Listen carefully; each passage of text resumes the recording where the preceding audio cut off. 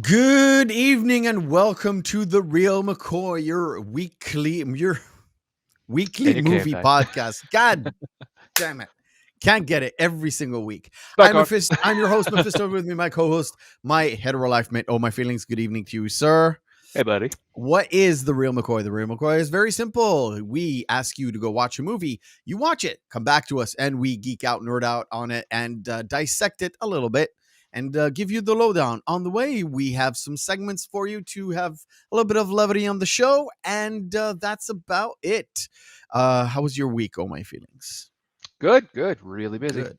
Oh, real busy. Lost Ark and everything else going on.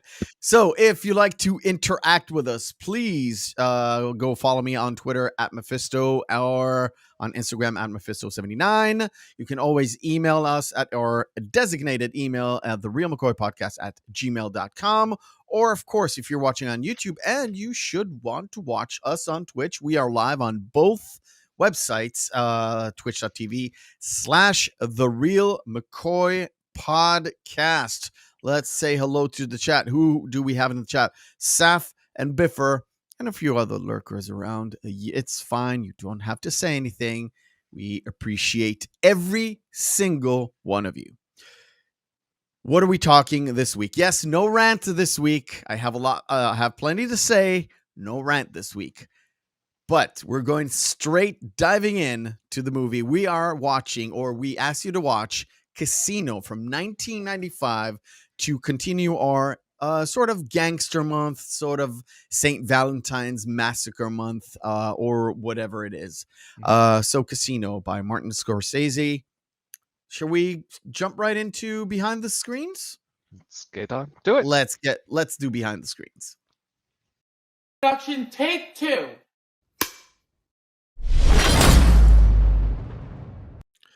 Behind the Screens, where we turn to Oh My Feelings and get the lowdown on behind whatever it was that produced this movie. Let's go.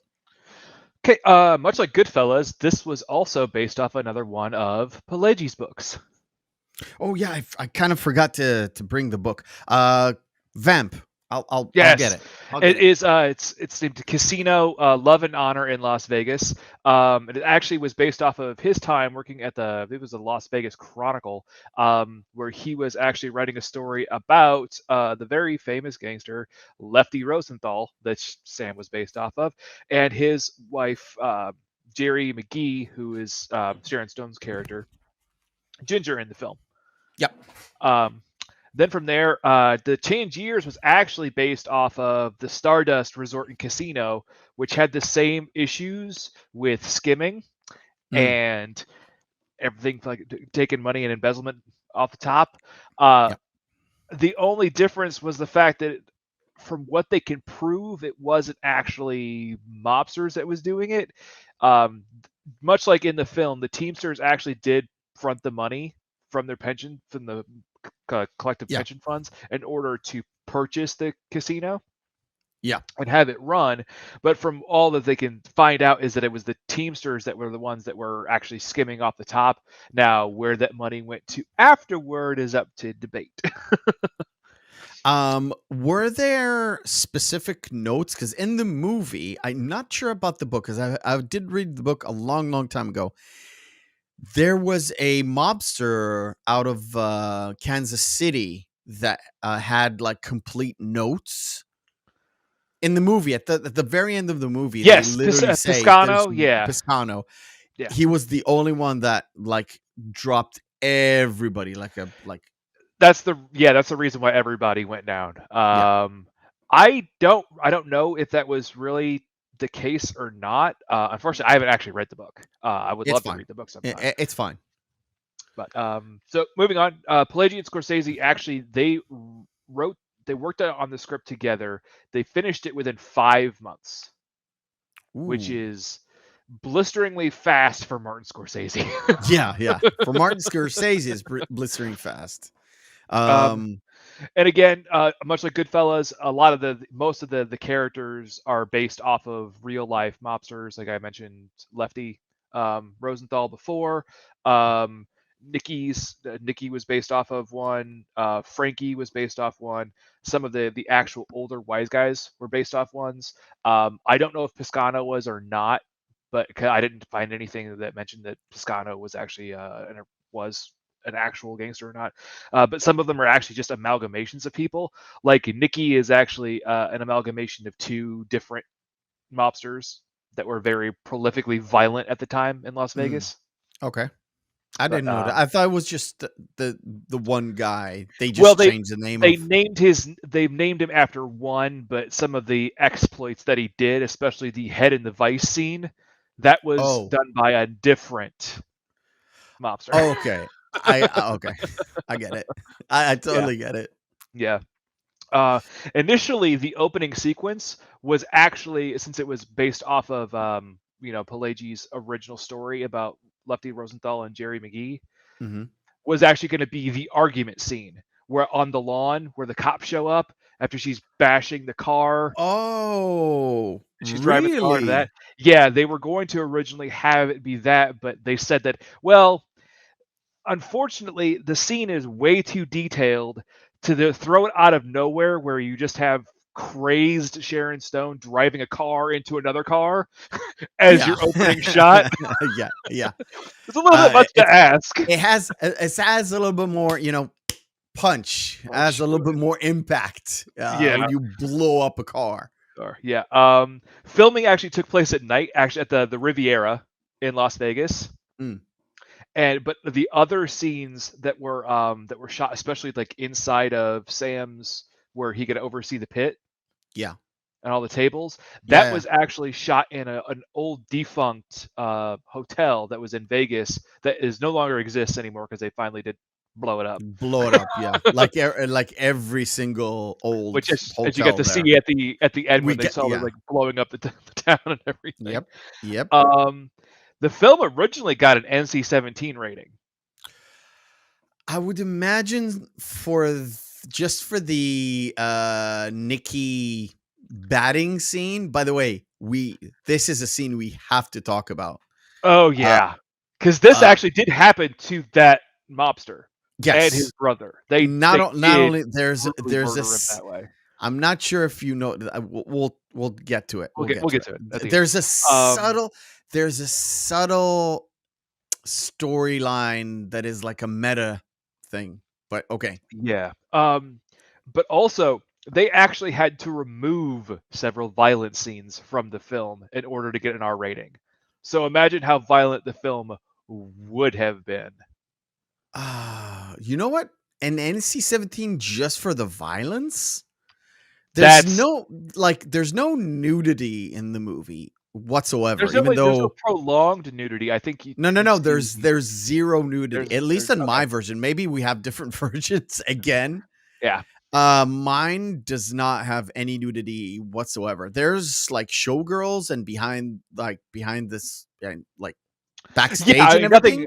nothing in a But sexual nature, but I think it maybe no. First of all, yeah. there are sexual scenes, Yeah. but no nudity. So Yeah. a lot of going like head towards somebody's in the car, That or or the one shot with Nikki and Nikki Ginger. and Sharon and Ginger at his office or backstage at his Yeah, restaurant. but there it's there's always no it's from the shoulder up from yeah, what's there's going. there's no overt sexual thing. So Yeah. NC-17 for violence, I don't know. All right.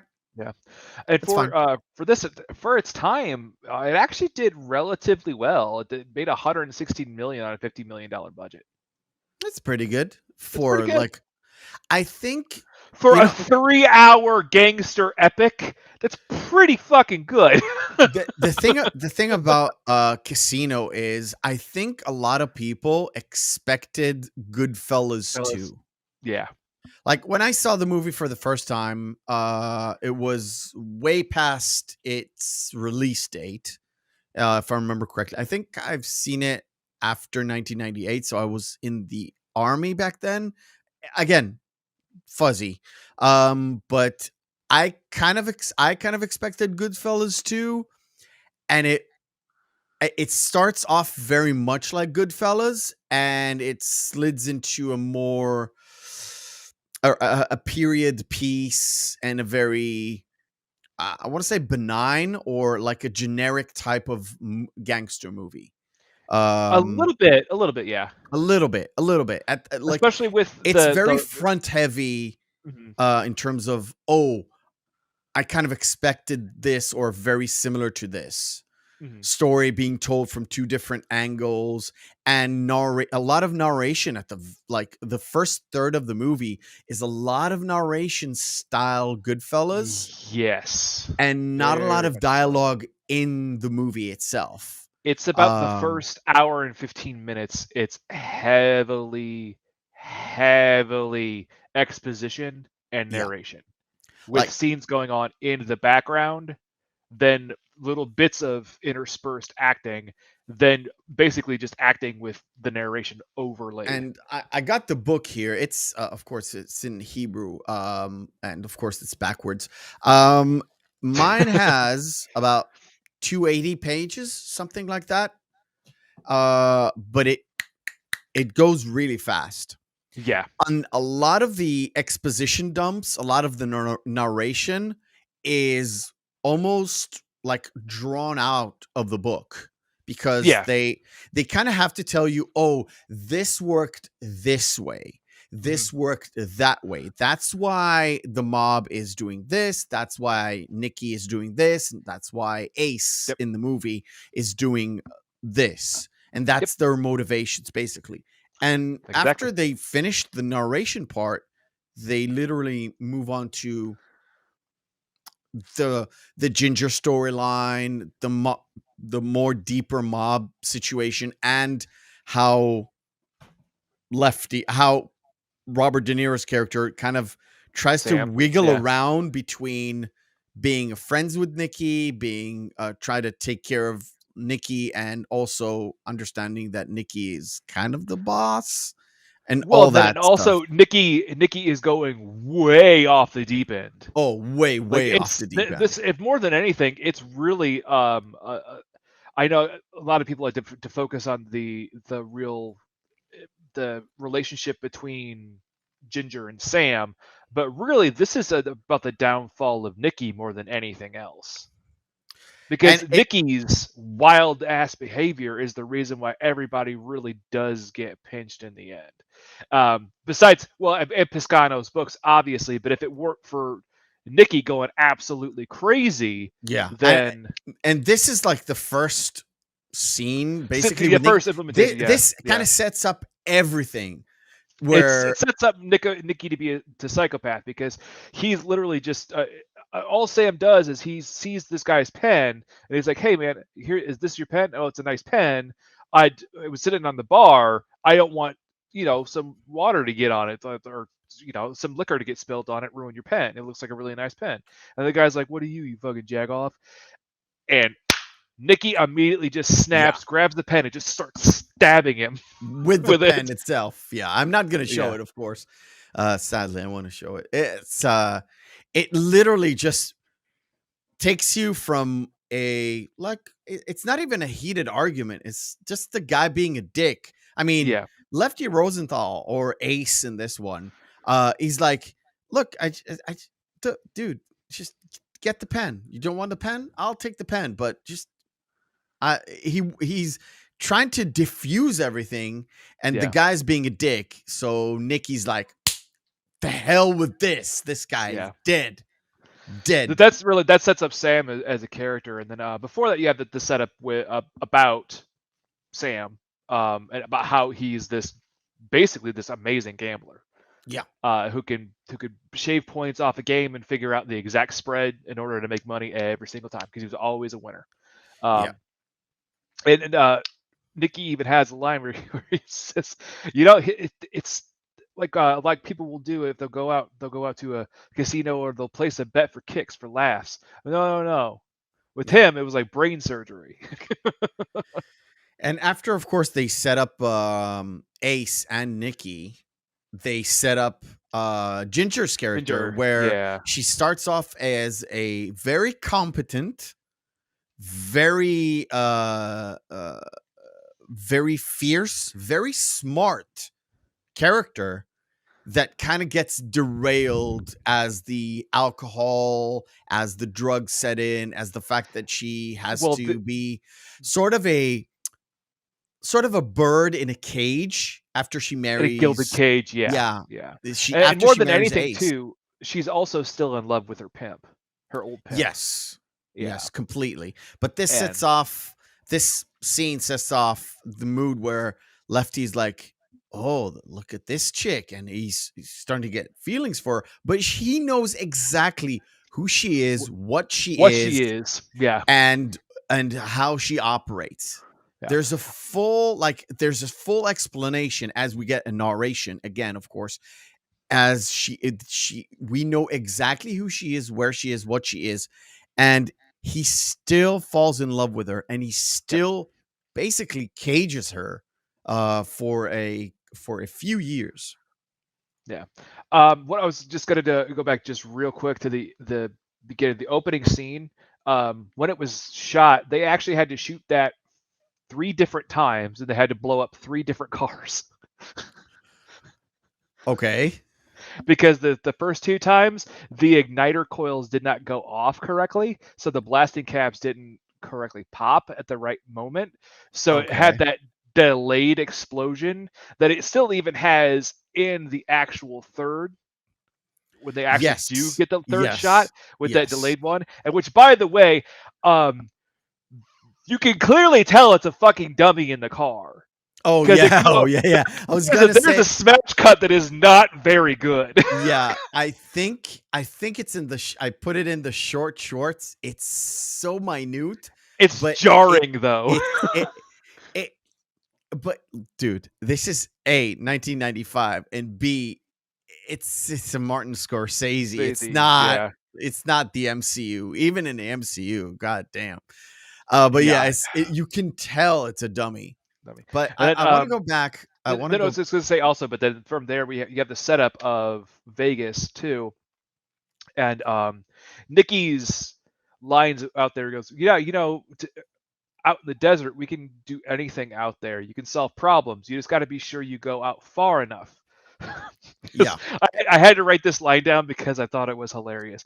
Because he goes, just you got to be sure you're far enough unless someone comes along, and you got to be sure that you have when you get out there, you already have the hole dug. Because if you're going to be out there, you're going to have to dig another hole. It's going to take 30 to 45 minutes, and someone else is going to come along. And before you Yeah. know it, you're going to have to dig another hole. You're going to be in there all fucking night.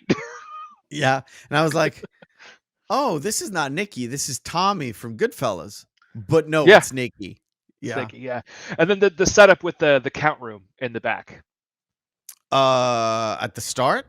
Yeah, where that's the whole Oh, setup yeah. of Yeah. how they explain it, and the line that Nikki says in there is, and look at everyone in this room. For some reason, everyone does not see this person taking that money. Yeah, everyone is looking away at the opportune moment. It Yes. is it sounds hilarious. It's literally in the book, explained on detail. And they also explain it on detail in the movie where the guy who's taking the money knows that the guys who count are skimming off the top as well. Yeah, because Nikki even says the line. He goes, "Yeah, you might be too busy, but God forbid if you forget to steal." Yeah, exactly. But so the guys who are in charge of the actual counting are skimming. The guy who does the notes, he skims. This guy I put on the screen. This guy is literally taking whatever it needs to take to get to the mob because Yep. that's the deal. And everyone all the way through the chain, including the security guards, the valets. They mentioned the valets a couple of times because A, they have all of the info, and Mhm. B, they have the lay of the land of everything. Drug deals, skimmers, everything goes through them. So they get, a small nickel every single time something happens. Mhm. And that's how Vegas works, or at least And that's how it used to work. yeah, and also that guy in that scene, Yeah. who he gets You want it again? replaced by Piscano later. Yes. But he gets the rawest deal out of all of them. Oh yeah. That guy right there. Yeah. At the end, when it gets to the big downfall scene, I'll bring it up. But so moving on. Again, we set up Ginger, and when Nikki gets out to Vegas, what's the first thing that he does? He starts overextending his reach and what Yeah. he's supposed to be out there doing. And that's the scene where you were showing right there, where he was already Oh, setting up and telling, I'll get back to it. yeah, telling other crews around there, like, no, you don't need that. Mm-mm. Yeah. Now,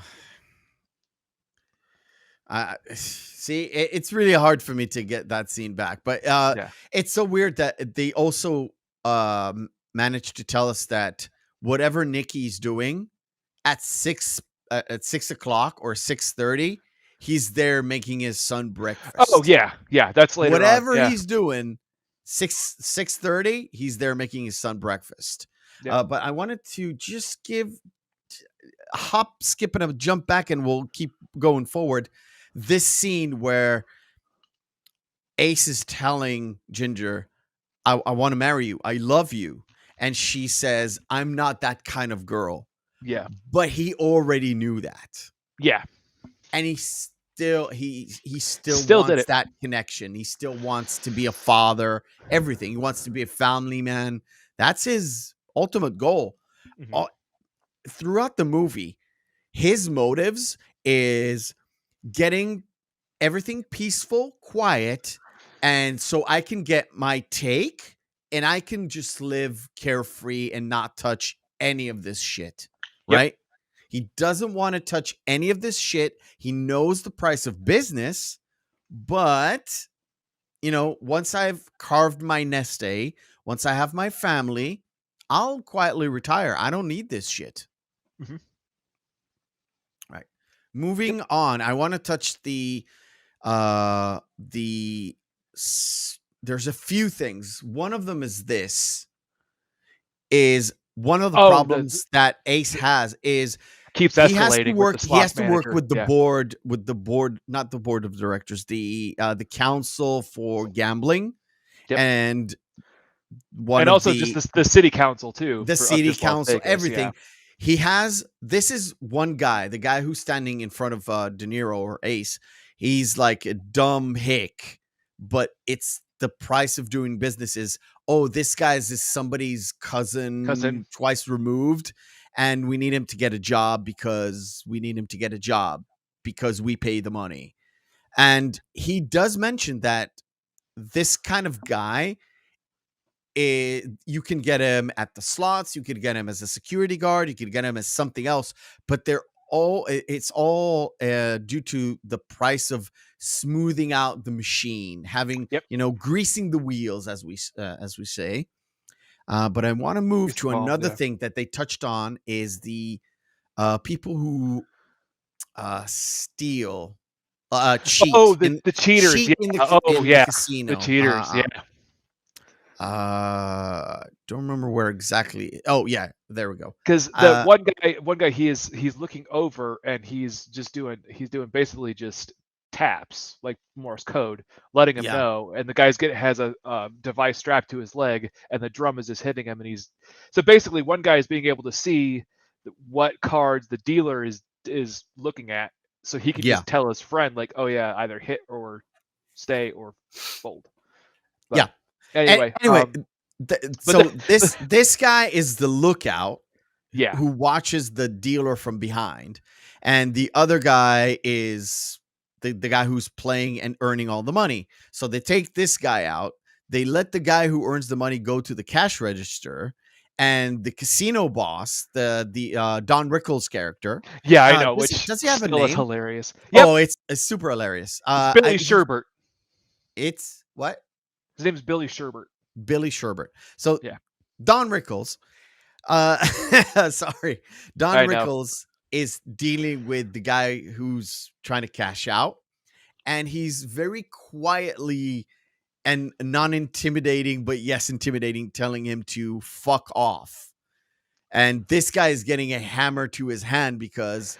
Well, because what Sam says, he says, well, hey, so you know how to do that trick and flip cards and everything with your right hand, right? Have you been able to ever do that with your left? And he goes, no, never. I never thought to. And then Sam takes the hammer and smashes. No, it's one of the guards. It's literally one of the guards. He's not touching him. Sorry. It's just one of the guards. No, but then Sam says after that, well, now you're going to have to learn with your left. Yeah, basically. And he also kicks him out and tells him to go fuck himself, him and all of his cheater friends.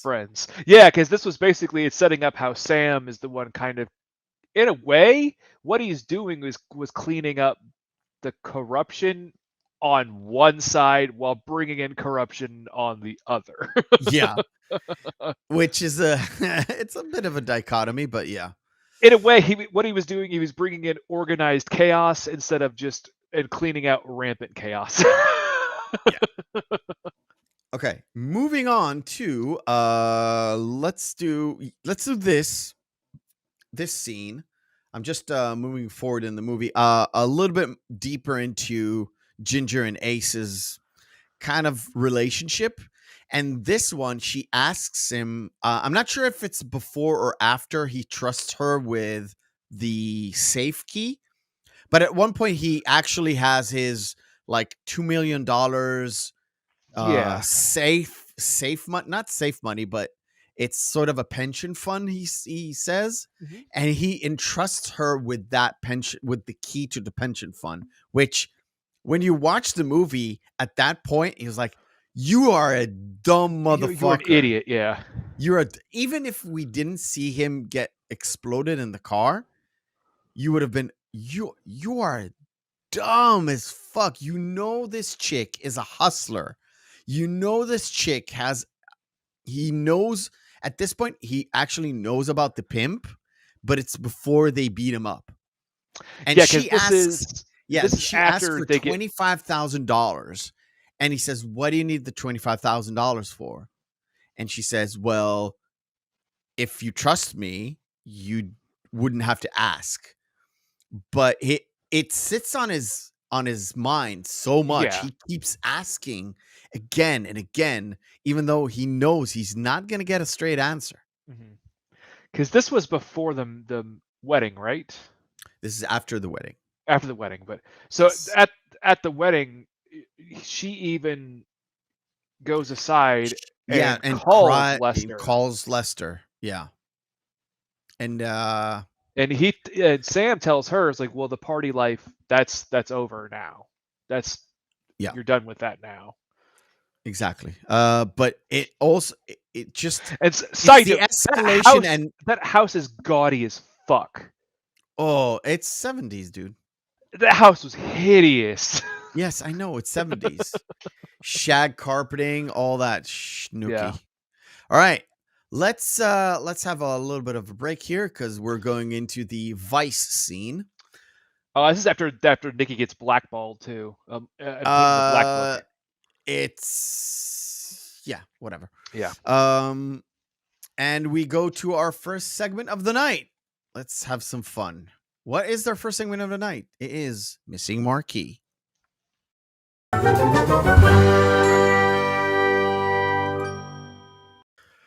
What is Missing Marquee? Missing Marquee is very, very simple. We take 10 posters, we put them up here, we have their text written off, and of course, Oh My Feelings and the chat, which have been very quiet tonight, are going to try and guess. Now, I'm sorry, but these are extremely hard. It is what it is. Great. Hey, I'm going to cut it later anyways. It's going to be a very short segment when I cut it down. All right. Let's do it. All right. Let me pull this up. All right. Let me do this. Is that Romancing the Stone? That is not Romancing the Stone. Can you punch in? Trying to figure out who that actor is. I thought it was. Oh no! From way back here, it looked like. No, that's not him. That's not him. I have absolutely no idea who even that actor is. Kind of forgot his name. Let's see. This is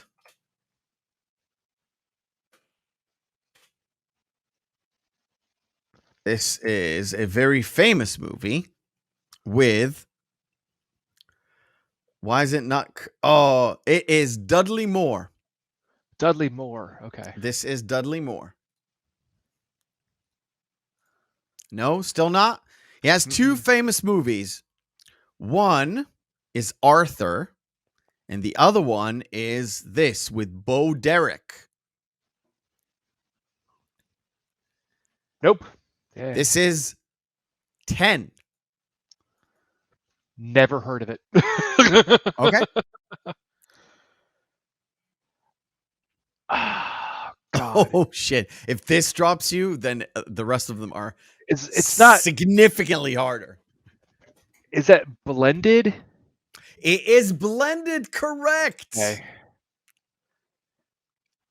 That's just Casablanca. That's Casablanca. Now you're stumped. I can punch in to this one if you like.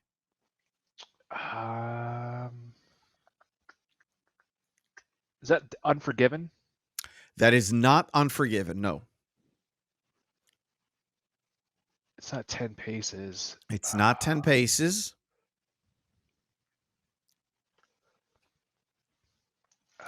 Chat is a little bit slow. A little bit behind. Yeah, a little bit behind. I'm sorry. I'm well aware. High Noon? This is High Noon. Correct. All right. I had to. I saw that and I had to put it in.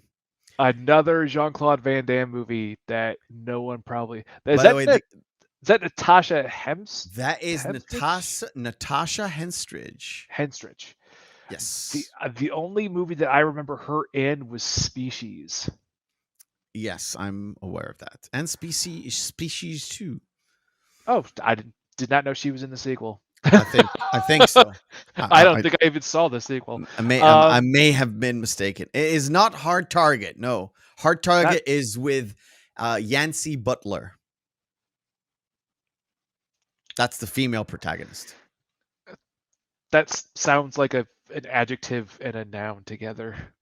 Like Have you seen Hard Roger, he's a Target? Yancey Butler. Have you seen Hard Target? It is amazing. I have absolutely no idea. I could just start naming. Let's see if the chat kind of Cyborg. No, Cyborg was 2 weeks ago, I think, or a week ago. This is Maximum Risk. Wow. Oh God, I hated this movie. I hate this movie too. It's so dumb. Well, and the concept of it too is by far the worst thing because Chris Pratt's character is supposed to be the protagonist in the movie, but he is just an awful fucking human being. He woke this woman up out of cryo sleep and went, by the way, you're gonna die with me here or alone now. Yeah. He is a mega selfish asshole in this one. I cannot remember the name of it though. I remember everything about that. We have got chat all set up. This is Passengers. I love this movie, by the way. It's a very stupid movie. I love this movie. And yes, this is the poster. The text is exactly where the big white spot is. Yeah. Well, it looks like he's about to have a big white spot. Oh, yeah, he does. I figured as much. I cannot. Who was that actor? It is Jay Bushnell. Oh, she's out of my league. She's out of my league. That's actually a really funny movie. It's a fun movie. It's a really good fun. It's like one of those new romantic comedies with Jay Bushnell as the protagonist. Yeah, it's just also another one that came out in the early aughts was The Girl Next Door. That was actually a pretty funny comedy too. And there's one with where he gets trained as the My Apprentice or something like that. Oh, The Sorcerer's Apprentice. The Sorcerer's Apprentice. Nicolas Cage, it kind of is the same. Kind of. So, old movie. Yeah.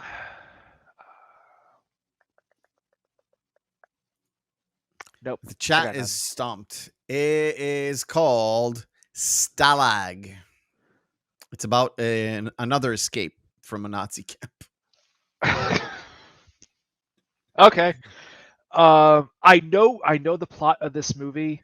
In fact, there's a really funny scene where Selma Blair has a tongue ring and it gets stuck on a guy's Prince Edward piercing. Yes, correct. That is the most famous scene in the movie. Cannot remember the name of the movie though. And she kind of has the moment like in There's Something About Mary where everybody's like entering the place. Yeah, because everyone's and watching it how to help him. Yeah. and trying to help her. Yeah. It's a very funny scene. Come on, chat. Come on. You can Google it. No? Damn, Christina Applegate was good. This is the last good part that Christina Applegate was in. This is called The Sweetest Thing, and that is the last. Yeah, that was a tougher one. Yeah, that was a tougher one. Again, I've set this up months ago. Yeah. Like months ago. But it was funny. As soon as you said Jay Baruchel, I was like, oh, yeah. Yeah. There's one that he did. She's Out of My League. And there's another one. I don't remember what it is called. One of them is with Alice Eve. And the other one is with kind of the same girl that was in The Sorcerer's Apprentice. Because She's Out of My League. She's Out of My League was the one with Alice Eve. Yes. Yeah. Yes. So I never saw The Sorcerer's Apprentice, but I know it's one Nick Cage movie I haven't seen. It's nice. It's not bad. It's not terrible. It is not a very Nicolas Cage-esque type movie, I would say. It's a very Jay Bushnell type movie. Okay. overall when you look at it, like when you try to be when you're trying to be a critic and actually dissect it as it should be. All right, cool. So from Ava, I was gonna say Ava Mendes tits, from Alice Eve's tits to a guy in a vice. Yes. And this all got set up because their crew went and shot up another place. Yes, That's what it was. And when during the overlay too, like apparently this is one really tough son of a bitch, because like Nikki even said, yeah, we even took an ice pick to his balls and he said nothing. So Yeah. we knew we had to put, like, I'm gonna put your head in a vice. And to a certain point, this guy still isn't talking. Yeah. And there's a point where he spits out blood, and it's a long shot, so the blood goes up way high up in High, the air. And yeah. it's like, oh shit. Because you can tell that this was the scene where they cut scenes out to get the NC-17 rating, because Yeah. also when his eye starts to go out a little bit, it cuts to an overhead shot where you can't see you can only see the side of his face where he still has his eye intact, but it's just his face is heavily bruised. But yeah. And of course, after that particular nastiness, of course, I'm pushing through because it is a 3-hour movie, and there's lots of small little plot points. There's the plot point with the bankers, the plot point with the mobsters. So the big mobsters is like a compulsive gambler. So he wants a lot of money, but he loses a lot of money. And there's all of these little nuances which you would expect in a Martin Scorsese movie that has like 27 characters. Yep, correct. But this kind of scene happens after the whole $25,000 thing, I think, if I'm not mistaken. I'm looking at the time stamp. Yeah. So he goes into the shop. He has Ace has all of his bodyguards, guards, everything, and he sits down and he basically tells James Woods' character, look, I know who you are. I know what she's doing. I know everything. I'm giving you an out. I'm just giving you out. Just get up. He also reaches into his pocket and goes, listen, you got money from her, right? Here. That was my money. So here, why'd you take the rest of it? He throws a stack of hundreds. Exactly. And he lifts it for a second. He looks at it, but he doesn't take it. He just gets up and slowly walks away. And to that point, we think, well, he made his point. He intimidated him, and he walks away. But when Ace and Ginger go out, he gets mauled by 5 or 6 guys. Yep. And Ace specifically tells Ginger, just because you're my wife, he's not dead. Yep. Just because you're my wife, he's not dead. Meaning that on any other circumstances, this guy would be gone. Dead as dirt. Yeah, gone. Yep. So then Ginger goes to Nikki to the first kind of inklings that something might be going on with them, which comes to fruition later. Yeah. But at the beginning, she's confiding in Nikki and telling him, like, he didn't have to beat him up and all this. And this is really the more showing the immediate downfall of the relationship between Sam and Ginger and how terrible things really are. Yeah.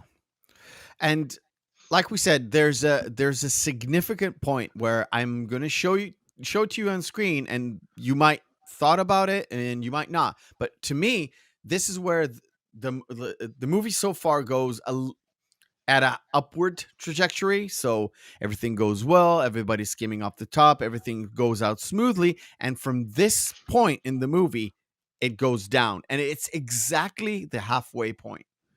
The interview that Ace has in his office. Well, also just before that too, remember when he has the argument with the slots manager? Yes. That guy fires that guy. So then his brother-in-law the older, like the shit kicker, Yeah, kind of cowboy guy who works on the city the city board, yeah, comes in and says, "Listen, we need to get him back. We need to get him his job back." yeah, And that guy holds a grudge, which comes to fruition later. But that's a really important little moment there. And Sam's outright refusal to even consider giving that guy a job again yeah. is the thing that really That pisses that guy triggers off. that triggers And everything. And just before the interview, we get a little bit of a story where the main guy who got the money guy, yeah, the front guy who got the money from the Teamsters, yep, he has a business partner and it goes awry, so she sues him in court and she kind of wins, yeah. but That was she Kevin doesn't. Pollak's character. So they send out Nikki to literally Bam. take care of her. Which that was and also just real quick before that, just real quick, it shows the guy, the boss is back in Kansas City, and the previous guy who was bringing in the money, that's when they Yeah. bring in Piscano. And Nikki was even saying that why they brought Piscano on, I don't know. This guy could fuck up a cup of coffee. And it's really important because Piscano is the one that gets everybody screwed. Yeah, it's the guy with the gray suit, I would say. It's the guy in the middle. The guy in the middle. Yeah. And oh boy. Oh yeah. Well, if we're going to talk about Piscano a little bit later, but yeah, again, you're mentioning that scene though when it's Miss Scott, who was Kevin Pollak's business partner, and how he wasn't going to pay her off, so then she sued him and everything. Yeah. Her getting whacked is one of the big things that starts the downward trajectory, and then also the interview with Sam about how he could not keep his fucking mouth shut. Yeah. About what he does at the casino. Like, don't say anything. Yeah, don't say anything. And we get the start of it is also like a little bit after we get Nikki's literally getting too much heat because he is killing people left over right. Yeah. Well, because Nikki had this is after the conversation with the bank manager at Sam's house. No, this is before. Oh, this is after. Sorry, this is after. Yeah. Because this is his rant against the bank manager, where he says, "You know what's going to happen is I'm going to go down there and I'm going to cave your fucking skull in, and then I'm going to go to jail. I'm not afraid to go to jail. And what's going to happen is when I get out of jail, you'll be getting out of your coma, and then I'm going to break your fucking skull open again." But he also mentioned the fact that he was being questioned for 24 murders. Yeah, but he got away scot-free, which kind of leads me into this, where Ace is still trying to get his legit license from the board. These two guys are sort of the gray suit guys who work at the council, the guys who actually go through the applications, and he's sitting there. Behind him is the fairway to the golf golf course, and of course suddenly there's a plane landing. Because Nikki looks up and goes, "Where the hell have they got to land? On the green?" And they did. And two feds get out and start running away. Yeah, they have been flying around for so long, trailing Nikki, that they ran out of fuel and had to emergency land.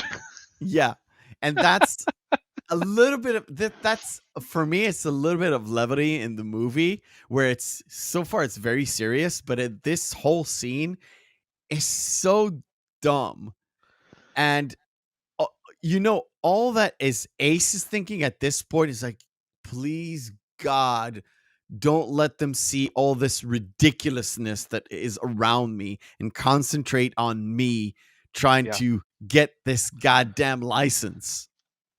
And because Nikki's Nikki and the FBI is the FBI, everything gets mega fucked. Well, even though and also in that same scene, Nikki's laughing, and what does he tell all of his friends? $100 for the first one who can hit the hit the plane. Yeah, hit the plane. Then from there, another really important scene, especially with Piscano, the man who's fucking everything up. He's in the grocer. Oh yeah. He's You just talk about it. giving I'll away, find it. but he's giving away all of these secrets and everything. He's just ranting and raving about it because like how they're sending him out to Las Vegas to do all these jobs, and he's talking about old cases where people were being murdered. And yes, that is Scorsese's mom again. Yes, that's exactly why I put it on there. That's exactly But why. this is one of the first instances where they start looking at Piscano, and and through him they get they get more information everybody. on who to actually follow in order to get convictions. Yeah. But this scene it actually portrays how dumb Piscano is. Like how much of an idiot he is. Which because really plays into importance later when the dime gets dropped and everyone starts getting busted. So when Ace obviously doesn't get his license, they have to again shift him around. Yes, but what's really funny is Sam's refusal to acquiesce to that commissioner's, because if you notice, he's sitting actually in the courtroom laughing to himself. Like he just kind of snickers to himself and just looks at him like, told you. Yeah. Should have just hired my stupid brother-in-law back. Yeah. And they literally they tell him to relax. Even the Teamsters guy even goes to him and talks to him and like, what the fuck are you doing? Just settle down. Just don't talk about the commission. Don't talk about anybody. Rehire that guy. Whatever you need to do, just keep things quiet. So we can keep skimming off the top. And Ace is on TV and he rags all over the commission as well. And it keeps saying too, like I've offered up several people of the Nevada gaming board to come on here and have a debate with me, but they refuse to answer my line of questioning. I have nothing to hide here. What are you hiding? It's like, Sam, shut the fuck up. Yeah. And he's like, dude, just don't do this. And he keeps doing it. And of course, poking the bear until the meeting in the desert. Yes. You waited so long for this meeting. So long. Tell me, what's happening here? So when Sam goes out to meet with Nikki, because the heat's so much on Nikki that he can't have a conversation anywhere really, because anywhere could be monitored, wired, or whatever. Or anyone could be wearing a wire. He tells Sam to drive out to the desert, and Sam, in De Niro's just narration, says, typically when I go out to the desert to meet somebody, I know I'm always going to make it back. With with what I've been going on, I gave myself a 50-50 chance. Yeah. He's at this point, he is this on Ace's side, on Sam's side, is like, Nikki, you're bringing too much heat. I can't operate. You're the reason I'm not getting my license and all that stuff. And on Nikki's side, it's like, who the hell are you? I'm the boss. They send me to make sure you're not dead. Right? Yeah. Make sure no one's fucking with you. Make sure everything flows and everything goes. And so I'm the boss here. How the hell are you talking to me like this? Yeah. You Jew motherfucker, you. Well, that's what.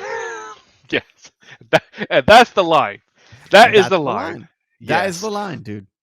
Well, because he said, because he says because what Sam's tells me is like, when I asked you to come out here, and he goes, whoa, wait. You didn't ask me to come out here. I came out here because I was told to come out here. You never told me to do anything in my life. You Jew motherfucker, you. And it's true because the big bosses, there's a table filled with, I don't know, 8 or 9 bosses or capos or whatever. One of them, the main guy, was like, you go out there and you take care of that guy, right? You take care Yeah. of him. Make He's sure an everything's earner. smooth. Yeah. Yeah, he earns for us. That Jew, he does say very mean things, but Yes. you know. And then we Yeah, have coming up next we have the I think was by far the most infuriating scene, which I'm sure for it's you as the the mother, as the father ginger of a running away. yeah, as a father Yeah, yeah. of a daughter, you have to hate this scene and just be absolutely enraged by it. Look, it, to be fair, I think when you look at a relationship between a man and his wife, and there's a certain parameters that you accept where you disagree and everything, but when it comes to the fact that one side, it doesn't feel loved or has a different agenda, and all they want is something else, they're going to go and do that something else. Mm-hmm. Now, at this point, the motivation is, oh, we're going to go to LA where that bank is with the pension fund, and we're going to rob that thing. Either rob it or have it as a collateral or as a bargaining chip to put the leverage on Ace at this point. But because James Woods' character is incompetent Mm-hmm. and Ginger is very incompetent, she takes the kid as a leverage, but she doesn't have any something to fall back on, and it her plans Yep. completely fall apart because she is a boozer, a drug addict, everything. Yep. And at the end of this whole scene, she literally begs Ace to to come back and for his forgiveness. Yep. And all he says is, just come back with my kid. Yep. That's all he cares about. He cares about the kid. He doesn't care about Ginger anymore. Well, he does still, given the fact that he doesn't get rid of her after that. Yeah. Because when they get back, they go out to eat, and the first thing he asks her is like, "How much money did you spend?" Yeah. And she tells him, I think it's 10,000 or 20,000. I And think it he was. asks her, well, what did you spend it on? It's like, well, I bought some suits for the guy, the pimp, and we bought him some And I bought him a watches. watch. Yeah. Yeah. So because Ace is such good with numbers, like, okay, this costs this much and this much and this much. Where's the rest? Well, What did you do with the rest? where's the rest? And also, he says, "Wow, wait, so you got him fitted for 20 suits Yeah. in 3 days? I know people, and I pay more than that, and I can't get a suit in 3 days." Yeah. So the whole point is him trying to press a point that he knows hurts her. He Yeah. literally says it to hurt her, not physically, just mentally. Just Mhm. taking that soft spot and literally pressing it and pressing it and pressing it until she submits. I don't think she does. Or at some point she's like, okay, I gave him the money. Blah. And that's Yeah. about it. Then she runs out. Yeah. On the And dinner she and goes right to to Nikki. Nikki's arms. Yeah. Yeah. And then the feds are actually, they take pictures of them coming out of Nikki's trailer off the construction site. Yeah. And saying, "Oh boy, now we've got gold. Now we've got gold." Yeah. We've got somewhere to go. And of course, Ginger always comes back. Yeah. Always moves far away and then comes back because she knows Ace is the breadwinner, and he's a more stable guy than Nikki, because she knows Nikki is volatile, Yes. and has a different agenda.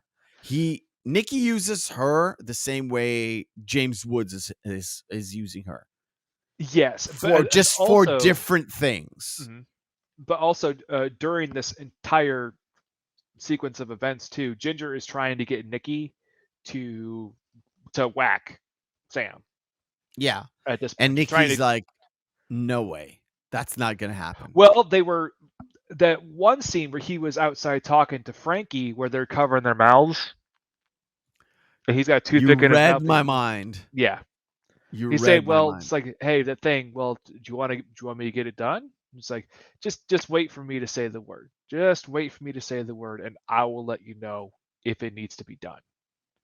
Yeah. And then when they And at have this another argument, then Ginger goes to Nikki, and Nikki says, "Well, what the hell did you expect?"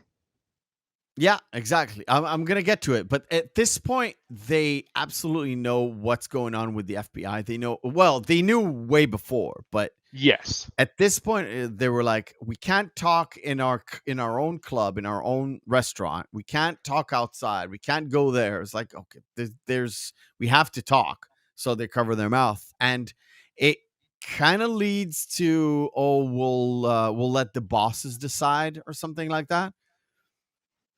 But the bosses don't care.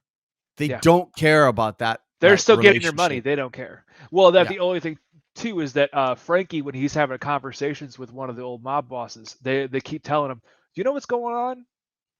And Because he's like, Frankie's no, going out no, there. I don't Because know. Frankie's like, I don't know what you're talking about between Nikki and Ginger. Because they're the old school kind of Italians. We're like, well, you're messing with a guy's old lady. That's a problem, Yeah. and we know how to fix problems. Yeah. So Ginger is hiding at Nikki's restaurant and Ace comes in. And before this bit, before what I have on the screen, is Nikki tells Ace, just calm down. All right. This is a family restaurant. Like, relax and just talk to her. Don't yell, talk to her. And Ace does not do that. He doesn't raise his voice too much, but he's very aggressive with Ginger. He's like, "This is the last straw. You gave that guy money, blah blah blah blah blah blah blah." Well, And the last straw was when he went home. She had tied up their daughter to the bed with pantyhose. yeah, It's like, what? She was asleep. She was going to be asleep for another couple of hours. I didn't think it was a big deal. It's like, Mother of the Year here. yeah. But after this, he also goes to the house and he cleans out all the extra money that Yep. he knows that she knows is there. where it is. And when she does go in the house, like when the cops let her go in the house and pick up stuff to go away, she literally doesn't find anything except for a little bit of jewelry, I think. Mhm. But after this, I mean, Ginger she does talk. get the Yeah, keys. she does get the keys. She does get the keys from the office, I think. Yeah. When it's really hard to get this scene where they go to the back and she says, "Well, you can just kill him, right?" Like what you mentioned. It's like, Because this is the turn where Nikki's like, no. I got to remember, Sam is right in all of this. This woman is crazy. yeah, I don't think she kind of suggests him killing him, Yeah. but she mostly wants the money. And Nikki's like, "How the fuck can I gonna get get you you the money?" Yeah. And she goes crazy and he literally dumps her Drags her outside. out. He Yeah. drags her outside and throws her out. And of course, she is still annoyed. And De Niro thinks Nikki's going to come and waste him with a crew or something because he calls his casino boss, He calls Don Billy Rickles, Sherbert to get to. and He's like, they hey, do you have the literally gun? arm Bring it. up and getting ready for a fight. But Ginger literally Instead crashes into Ace's car. Yeah, I as we guess mentioned before, yeah. at the beginning, this was the scene that they were going to initially open the film with. Yeah. So, I think that's a poor choice. I yep. think that's a poor choice. Well, it makes sense why it was changed. Yeah. And we get a little bit of this a little bit later where the cops are like, look, Ace, we want to calm things down here, so we're gonna take her inside. There's a cop with her inside, right? Yep. And the cop is like, okay, take your clothes and like get the fuck out. And she's like, oh, just a minute, officer, I need to get another pair of shoes. And she tries to find The money. the box full of money, and she finds nothing. So she goes to the office and literally pries open the drawer, and she gets the keys, which is the keys to the safe, which she was supposed to have it initially, right? He Yeah. entrusted her with the keys, but she's not holding the keys. It's a bit weird. Well, no, it makes sense why he took the keys away from her after everything. Yeah. That had happened. And of course, when she leaves, the FBI catches her outside, and they start. What I'm gonna I'm not gonna play it on screen, but they like do a routine stop. Yep. As the police are like, there we go. And all they do is just grab her and take her, and she even says, I'll say anything Yep. if I can get my money. Yep. I'll say anything if I can get my money. And all they say is like, it's fine, don't worry, we'll just have a little talk. And they bring her off to the car, and she is crying her asses up. But at this point, this is like all the dominoes are about to fall. And they Yep. even say it. They even say it in the movie that all the dominoes are literally falling down as they go to Piscotti. Piscano. Yeah. Piscano, sorry, So they Piscotti. start with they already had Piscano on tape. Then when they went to Piscano's house, they found literally ledgers of all the skims. Yeah, all the skim, Dates, all the times, amounts, who they went everything. to, absolutely everything. And Piscano, right there, drops dead of a heart attack. Yeah, this is where he has a heart attack. It's like, I'm not sure if they want to make sure he's alive or dead, because his ledgers are enough to convict a lot of the mob bosses and Well, they have to at everything least try below. to save his life. That's Yeah, they have to do well, that. But also him dying then was probably the smartest thing he's ever done, because he would have probably. gotten killed the hard way. Oh yeah, and we're getting to that. We're getting to that. So the good thing about wait, uh, yeah, let's go to this. Once they arrested the big bosses, all of them are suddenly very Ill. infirmed, very Yes. sick, and they're going to a meeting on the side. This is the courthouse, right? So everything is there on the side, and they're like, "Oh, what are we gonna do? Oh, it's time to cut everybody off from us, Yeah. so it will never get to us." And this is by far one of the most pivotal parts, because as I mentioned before, the guy before Piscano, who wasn't doing anything wrong, in fact the bosses are even saying, no, he's a good stand-up guy, like Yeah, he's he's always been a good worker and everything. And it was the boss that sent Sam and Nikki out to Vegas. He's the one that says, why do we want to take any chances? yeah, just So that's kill why I him. said, like, this guy got the Ross deal, because that's the guy they show walking out And of the it's not this grocer. guy on the screen. I was just No, hold on. that's the guy that they show walking out in the snow, and he gets just popped 2 times in the back of the skull, and then they just unload on him when he's on the Yeah, ground already dead. this is the guy. Yeah, because he Is it says, Rizzio? What was his name? Some I don't remember some that. Italian Sicilian name. But it's this guy. It's basically the main guy. And he's like, well, let's just kill him. So they kill everybody. They kill the guy from the Teamsters. They kill. Do they kill the guy from the hotel? The Yeah. straight lace guy? No, they don't kill Kevin Pollak. No, they don't kill Kevin Pollak. Yeah, no. I don't think so. They don't kill the Philip Green. That's his character. That's the character's name. They don't kill Yeah. him. But they said that they even killed valets.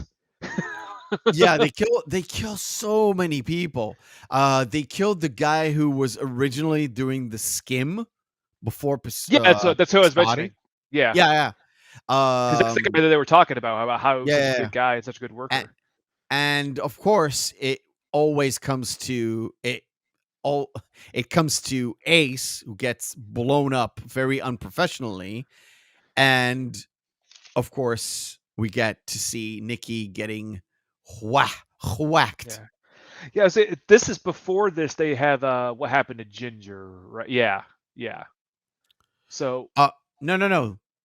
This is during the assassinations. Okay. We get to know a little bit about Ginger, yeah. where she goes to LA and meets up with that pimp, but she gets, heavily into some bikers, very hard drugs with very hard people, and eventually she gets tossed out because she gets involved with some bikers, and her money and jewelry runs out very, very, very quickly. Yeah, she dies. At the end, Sam says she died with only $3,200 in collector's coins. Yeah, that's it. Which, millions of dollars. You know what? Let's wait with the last scene. Let's wait with the Nikki killing with the last scene, and have a little bit of a break, shall we? We jump into our next segment. It's called Screen Fighter. Round 1, fight. Screen Fighter is very, very simple. Screen Fighter is very, very simple. We take two movies, we pit them together, and we see which one is the best one. If there's no discernible difference between the two, either they're very bad or they're very good, we go into our criteria.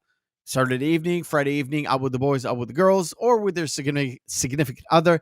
Two movies, which one will you pop in? And we will do this. Chat participation is very much appreciated. I like it. I like Saf. Saf. Look at what he said. I'm good at this. In his own mind, yes. You want me to start?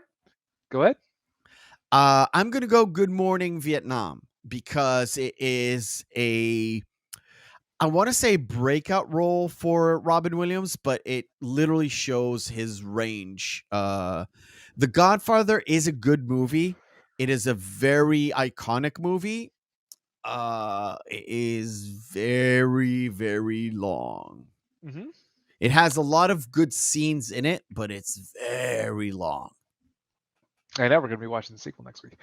Anyway, I've already watched it twice. Yeah, I know. I'm going to have to go with The Godfather. All right. Sorry. Chat says Godfather. We're going to go with Godfather.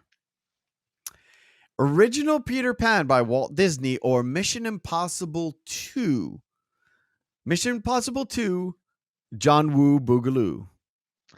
That wasn't the one with Philip Seymour Hoffman in it, right? Was that no, this 3? One was Dougray Scott, I think, the main villain. Okay. And the guy who plays, I think he's called Smitty. And the guy who plays Smitty in Event Horizon. Oh, yeah. Yeah, definitely Mission Impossible 2 then. All right, we're going to go with Mission Impossible 2. Clue, which was awful, or Finding Neverland with Johnny Depp. Wow, another Peter Pan film. Another Peter Pan film. Shall I start? Go ahead. I think Clue is a dumb movie. It is absolutely insane. Yes. but I'm gonna go with Clue because Finding Neverland is a poor way of doing Hook without being Hook. That's fair. Um, Sort of a Peter Pan gets older and goes back to Neverland, blah blah blah. It's, no, it's just no. to say, It's telling the story of Peter Pan, yeah, but also telling the story of how Peter Pan gets old. It's just not for me. it wasn't a good movie to begin with. No. I'm definitely gonna have Both to of them go are pretty with- awful, by the way. Yeah, I know. John Cleese is good in Clue though, so gonna have to go with Colonel Mustard on this one. Okay, Colonel Mustard in the den. Saw 5 or Father of the Bride Part 2. Ugh, terrible I- sequels, both of them. I'm gonna go. It's gonna be shocking because I don't like the Saw franchise. It's going to be Saw, and I'll tell you why. Because I'm gonna have to take a saw to my own leg if I need to watch Father of the Bride Part 2. It is awful. Full. Yeah, I would have to go with Saw 5 as well. All right, Saw. The chat agrees. Cruel Intentions or Crash? You start, because this is a doozy. While I think Crash was a good film at the time, watch it more than once, you will hate it. It's a movie you watch once and then you just drop it there. Agreed. I'm gonna have to go Agreed. with Cruel Intentions on that one. At least that movie had some just bless you. Sorry. Had some bits in it that became iconic later. So yeah. Yep, I agree. Cruel Intentions. Pirates of the Caribbean, Curse of the Black Pearl. That's the first one. Or Yes. the remake of Starsky and Hutch. Do we even need to talk about this? Yes. Next. Harry Potter and the Prisoner of Azkaban or The Emperor's New Groove. Now, this is a choice. We're going to leave it to the chat, by the way, because did you watch this movie? It is The Emperor's New Groove? absolutely terrible. Yeah. This is so bad. I was just going to say, I hate David Spade as well, but I would still pick The Emperor's New Groove over any Harry Potter film. Really? Let's see. Harry 100%. Okay, Harry Potter it is. Last pick. Now, I bet money you've never Jason seen Seven. Schwartzman? Seven? I haven't seen it. No. Yeah. I know who Jason Schwartzman is, but haven't seen it. The English Patient or Gone in 60 Seconds. Now, The English Patient is 75 hours long. Now, the reason why I laugh is I just watched the Seinfeld episode where Elaine is telling everyone how much she hated the English Patient. And her boss really loves the English Patient. Yeah. Yeah. I'm going to go with Gone in 60 Seconds. It's not a good movie, in my opinion. There's a moment there that I liked, but The English Patient, yikes. I just didn't like it. I've watched it, I think, twice maybe in my entire life. It's also a film that's like Crash. You watch it once and you just let it go? One and done. It's a one and done kind of film. All right. So do we go for popcorn or do we go for Oscar? I'm going to have to go with popcorn. All right. Cool. What do we have there? Nope. That's oh, you know what? We have to. That's a good one. Because this is going to be a debate. We have to. Silence of the Lambs or Back to the Future. Let's go. Wait. Let's go to the judges. Silence of the Lambs is 17. And Back to the Future is not here. Oh, God damn it.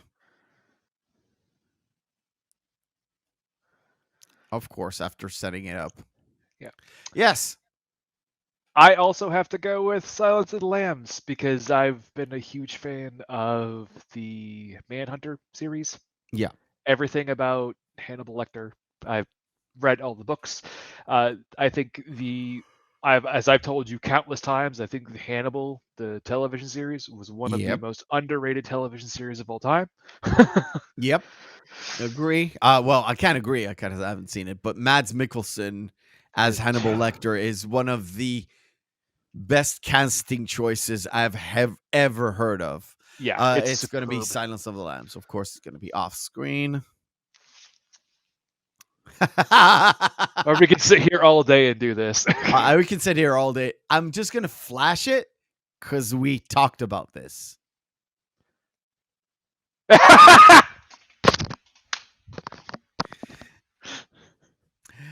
Just so you know, we were looking at both of these movies for our gangster for month this month. Yeah. and both of them got rejected because I'm an idiot and I love certain things in life.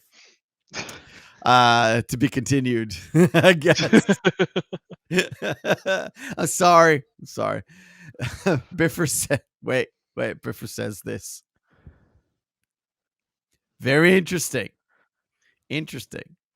I always really liked The Departed. I know you're not a big fan of it, but no. Yeah. So, Nikki, to wrap things up. Nikki, oh, that's a bad. That's we'll go something. No, that's a. Oh, there we go, Nikki. We'll say Nikki.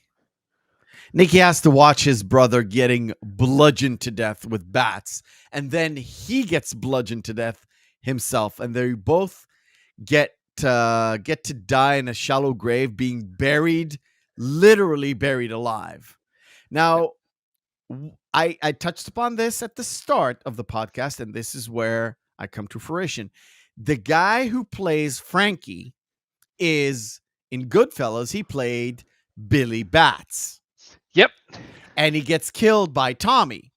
Yep. And in this one, he wields a bat to kill basically Tommy or Joe Pesci, which was I don't know if Martin Scorsese meant it or what, but it seems very funny to me all these years later. So I was like, oh, it's Billy Bats killing Tommy with a bat to repay him for not getting his shine box. I would say the only thing that would have been funnier is if he would have looked down at his shoes and went, "Man, my shoes need to shine." Yeah, this scene is very, very violent, like NC-17 violent, I would say. But did you or did you not mind the puppet at the end? A very, very obvious puppet. Oh yeah, with the mouth going rah, rah. Yeah. The very rubbery faced Joe Pesci. Yeah, that was almost as jarring as the dummy in the car. Yeah, almost as jarring as the dummy in the car. And of course, after Nikki gets whacked, Ace gets almost exploded because somebody didn't know about the plate under the car, which, by the way, is in the book. Yeah. Well, like he said, well, nobody would have known except for the actual manufacturer of the car, but they had a steel plate that was underneath the passengers. Yes, side of the car. underneath both the driver and the passenger side. Yeah, because they put the bomb under the passenger side. Yes. Yeah. It's I don't know about this ending. I was like, he should have died in that car. But he lived. It is based on a character that was technically they try to explode him, but I think originally the guy opened up the car door and then it exploded. So there Yeah. was a buffer between him. He wasn't sitting in the car.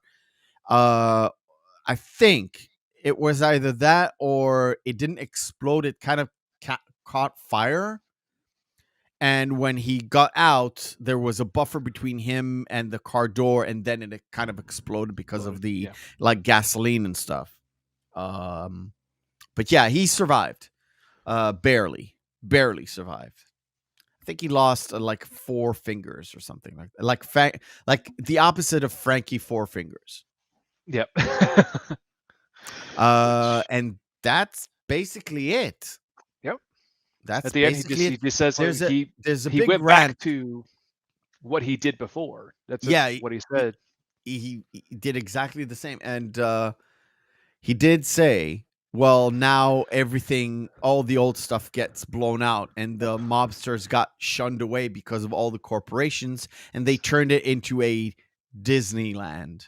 Yeah, it's a tourist trap where he Yeah. says like a kids can watch fake pirates battle while mommy and daddy go spend their mortgage payments down at And the their craps college table. money, and Or their their college books, money, yeah. which is a bit sad, but Well, because he also was what very he was true. saying when they showed the show up there. That's the Luxor is the lion head there. Yeah. What his line there goes, he said, what's really funny too is the fact that all these new ones were built on junk bonds. Yeah. And this is the pirate. Yeah, Have that you been still there? yeah, that still exists. That's outside Treasure Island. The name of Vegas. the place is Treasure Island. Yep. Amazing. You do see They do have the Merlin statue that they showed? Yeah. That's in the Excalibur. Oh, okay. Yeah. There's a shot. Yeah, there it is. That's the MGM Grand, correct? That's the MGM Grand, yes. That's the outside of the MGM Grand. Yes. And they showed the Sphinx is the Luxor. And see, Yeah. they like this is before they built the Paris, the Palms, The they Bellagio. didn't show the Bellagio. They didn't show Caesars, which I found odd, but Yeah. Maybe it could be one of those promotional things, that or Circus, which or a movie that we're going they to be haven't reviewing showed later. the Golden Nugget. Golden The Nugget. guy with the arm like this. That does that was one of That the ones doesn't they got exist anymore? rid of, yeah. But Okay. oddly enough, the Riviera still exists. I think the last time I was in Vegas, it was still there, but it's on There's the a very shot end of the strip that is the older casinos. Now, when the newer ones they built on the other side of the strip, they're much newer. They're much nicer. They're like that's where you see like the palms and stuff like that. this from the start of the movie. Does this dome exist anymore? No. It used to exist though. Yes, because it used to be the Stardust. Stardust. Okay. And they just changed the this sign and the upper sign right there. Just for Yeah. the movie? Yeah. I'm asking because I genuinely didn't know. Yeah, because if you look back there, you can even see where the flamingo was, and that's not there Yeah. anymore. This one up top. Yep. Right. Well, and All the right. big sign on the street. Oh, there. Oh, yeah, right. Remind me not to notice anything with my glasses. Yeah. All Yep. right, cool. Let's wrap things up. Wraps it up. I didn't ask at the start. Did you actually enjoy watching the movie? I did. I enjoyed watching Um, it. I haven't watched it in about, I would say maybe about 5-6 years or so. It's been a little while since I've seen it, but yeah, I did enjoy it. Not as much as Goodfellas. I think Goodfellas is a much better film overall. It's more succinct. It's punchier. Yeah. It just, I think the scenes are more impactful. It doesn't meander as much as Casino does. I think that's more because they were dealing a lot of the issues that with the focus on Sam and Ginger's relationship. I think that could have been condensed a lot more. And oh boy, would it! I agree. So much time in this movie. Yeah. I haven't seen this movie in quite a while, and I forgot because I did love the book, and I did read the book after watching it. I watched it, kind of forgot about it, read the book while I was doing some medial job, and when I rewatched it, I was like, yeah, I can't. I'm not sure. I'm going back and forth because I really like the book. But I'm more of a procedural kind of guy, and I don't think it kind of fits with movies that much. No. Where you in the book you can go on and on about how do slot machines work and how does this work and how does that work, and I like the minutia of everything, but I don't think it kind of works in the movie. I did like the watch. I thought it was a good watch. Again, very similar to Goodfellas. The last third of it goes a little bit off the edge for me in terms of interest and the way things work and how they wrap up everything. And at the very end, it kind of, oh shit, it has a peak moment where everybody gets killed, everybody gets whacked, and that kind of puts everything into place. James Woods was the best character in Casino. Disagree. I think Joe Pesci was Joe Pesci. very good in this one. Very good in this one. He did a Tommy without doing a Tommy, to be fair. They're not the same. They're very much the same, but every psychotic Italian mobster is the same thing. But there are a lot of nuances. The storyline with the kid, that he's very much into the kid. The part where in the restaurant, Nikki's good at making sure the restaurant is profitable. That's something they mention. Yes. They go back to it several times where he's very much a good businessman. It's just the fact that he's a sociopath kind of gets it in the way. But overall, quite enjoyable. Very in tune with the month that we kind of set up for ourselves, and I enjoyed it. I really enjoyed it. Cool. Shall we give it a number? No, we won't give it a number. I think so. That would be the first time we would ever do that. I think it's just silly. All right. Before we wrap everything up, we try to do this every single week, and we fail some weeks, but it's okay. We will give you the short version of, which is probably like 5 minutes long now. No, it's such a damn long movie. I was having a tough time. Trying to condense everything to under 2 minutes. But holy hell. All right. Here we go. The short version of Casino. Okay, here we go.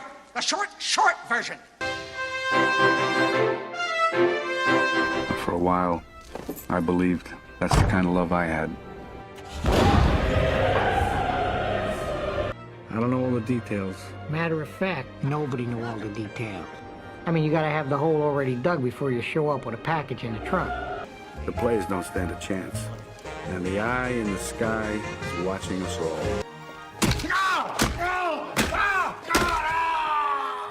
I want to settle down. I want a family. You got the wrong girl.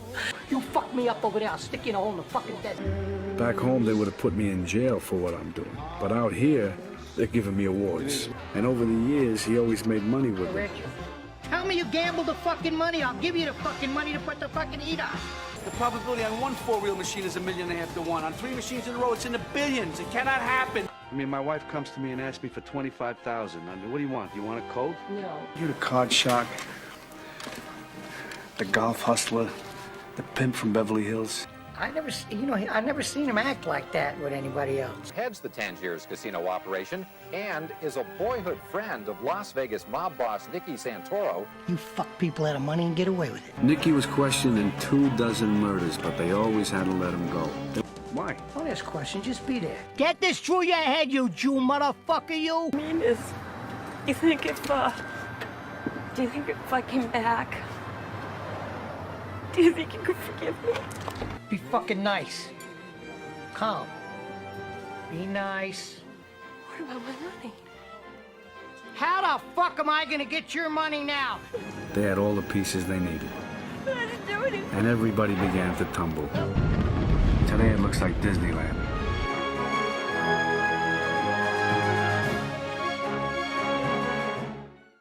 Okay, here we go. No, shut up. All right, cool. Next week, we invite you to go and watch The Godfather Part 2. And enjoy it. I had a lovely time watching it, rewatching it again, and editing and everything. It was long and fun, but we'll discuss it next week. Until next week, like, share, and subscribe to the channel, which I haven't mentioned at the start, which I should have.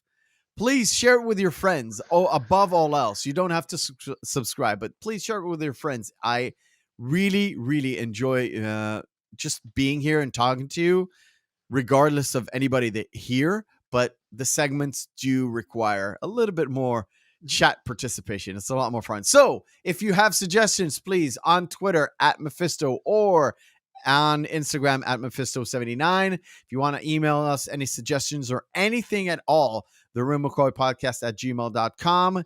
If you are a Twitch user and you want to watch us on Twitch and you stumbled upon us on YouTube, you can watch us every time we're live, twitch.tv/The Reel McCoy podcast. And above all else, we are here to have some fun and some levity in this crazy world of ours. So from me, Mephisto, and from all my feelings, we bid you farewell, good night, have a great weekend, and we'll see you next week.